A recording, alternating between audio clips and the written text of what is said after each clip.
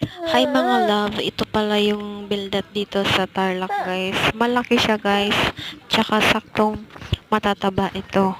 Ginawa namin, pinakuluan lang po namin ng may asin.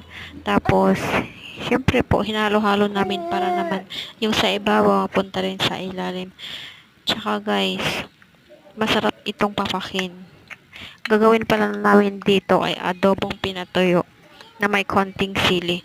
Tsaka guys, yung itsura niya, yung parang napapanood natin dun sa ibang bansa na may mga pearl sa loob. Sarap talaga ito guys kasi malaman-laman tsaka mataba-taba. Dito lang pala ako guys nakakain ng ganyan sa Tarlac kasi dun sa amin wala po ganyan. Iba po yung itsura ng mga shell doon kumpara po dito. Yan pala guys nakuha dito dun sa may ilog, sa ilalim, sa may mga putik-putik at saka lupa.